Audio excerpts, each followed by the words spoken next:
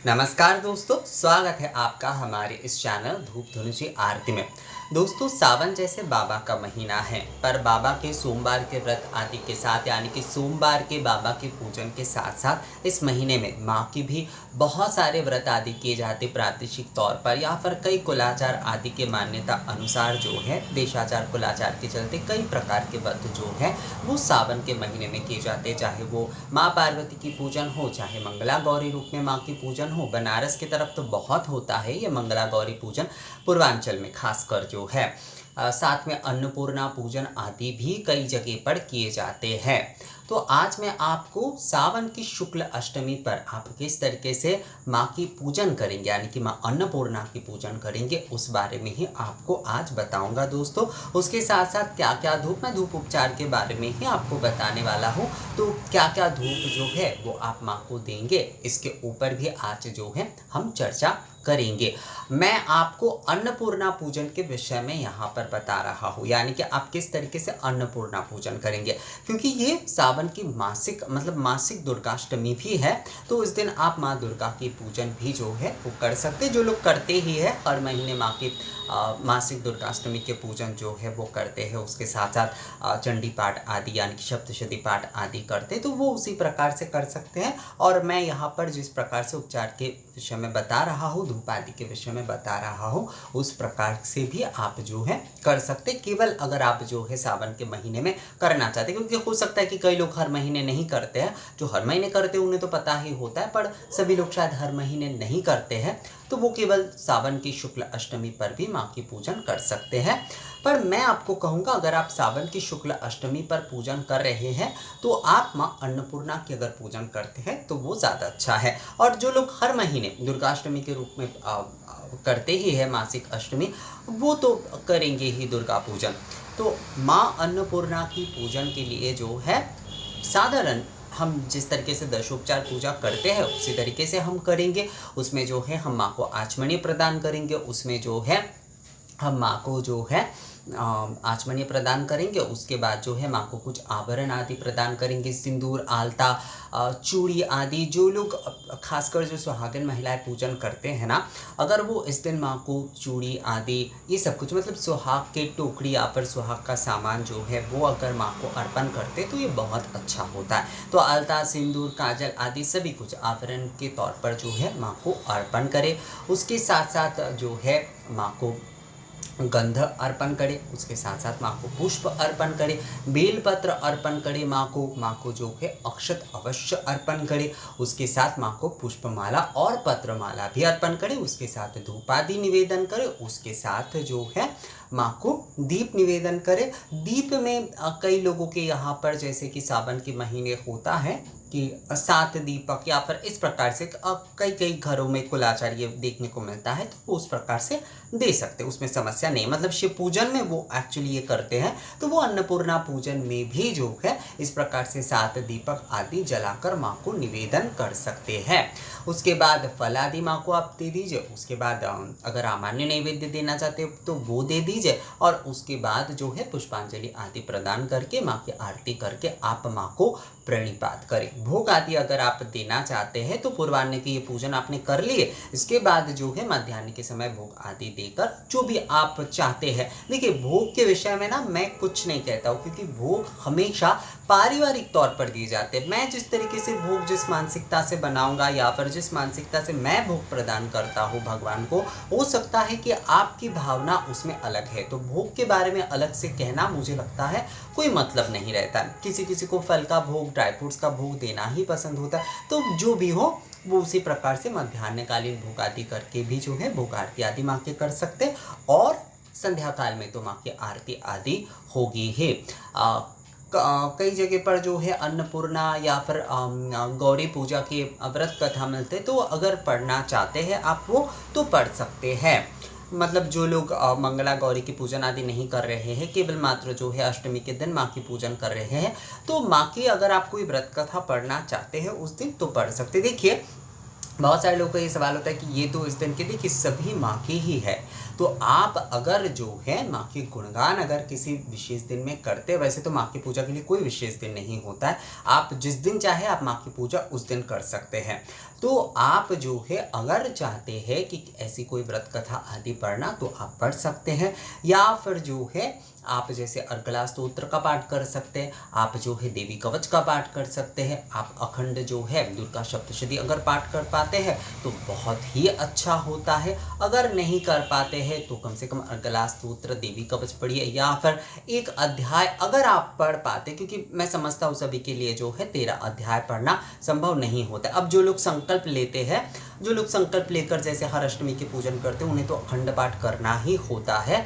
पर जो लोग केवल मात्र जो है, तो आपको जो अध्याय ठीक लगे, या फिर आप जो अध्याय पढ़ना चाहते हैं, जैसे नारायणी स्तुति जो होते हैं, आप वो वाले अध्याय भी पढ़ सकते हैं।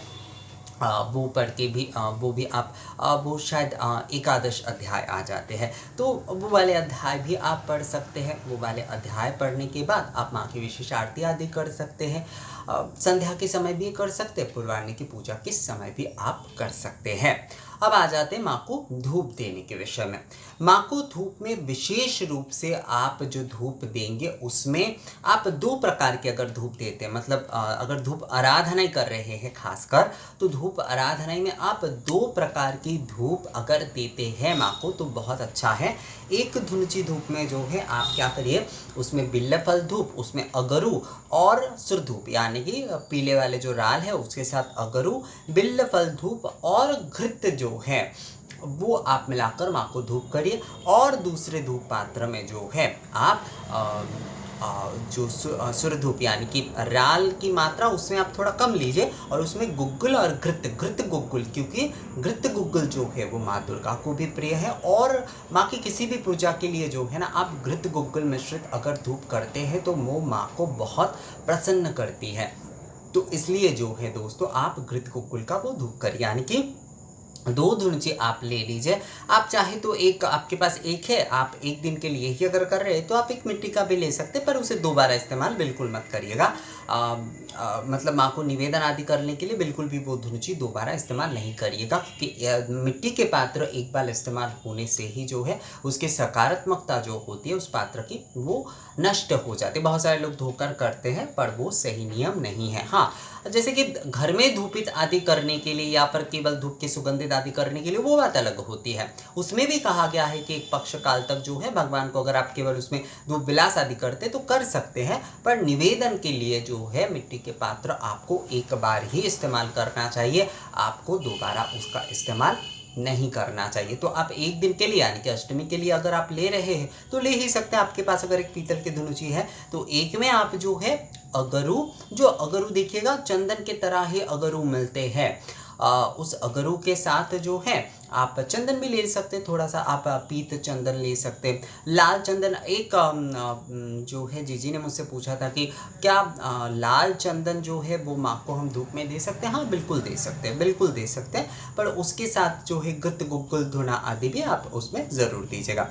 तो अगरू, राल यानी कि पीली राल वो आप ले लीजिए, उसके साथ बिल्वफल धूप और घृत, ये आप एक धुनुची पात्र में धूप माँ को दीजिए, और दूसरे में जो है राल की मात्रा आप कम रखिए, उसमें गुग्गुल और घृत जो है वो विशेष करके आप माँ को दीजिए। ये खासकर अगर आप आरती के समय, मतलब जब धूप आराधना आप कर रहे हैं तो धूप आराधना के आरती में अगर आप, मतलब धूप आराधना का मतलब तो वैसे आरती ही होता है, तो धूप आराधना आरात्रिकम में अगर आप ये करते हैं ना माँ को तो बहुत ही अच्छा होता है शुक्ल अष्टमी के दिन। चाहे आप दुर्गा पूजा कर रहे हैं, चाहे आप अन्नपूर्णा पूजा कर रहे हैं दोस्तों। और आरती में जैसे कि आप ऐसे दोनों धुनुची के साथ आरती कर सकते हैं, 2 पंचदीपक, एक घी का और एक तेल के साथ जो है आप आरती कर सकते हैं। धूप आराधना, दीप आराधना, इस तरह से जो है आप माँ की आरती कर सकते हैं। या फिर जो है आप धुनुची धूप से, पंचदीपक से, घी के पंचदीपक से, उसके बाद जो है जलपूर्ण शंख से, पुष्प से और चामर या पंखे से भी जो है माँ की आप पंच निराजन कर सकते हैं, और उसके बाद प्रणिपात आदि करके पूजा जो है वो संपूर्ण करेगा। और उसके बाद पुष्प आदि लेकर क्षमा याचन आदि करके जो है माँ को संपूर्ण पूजा समर्पित कर दीजिएगा। हमेशा जो है पूजा जो है ना वो भगवान को समर्पित कर देना चाहिए। और अगर इस दौरान जो है माँ को आप कुछ तेजस आदि देना चाहते, कुछ वस्त्र आदि नया आप अगर देना चाहते तो बहुत ही अच्छा है।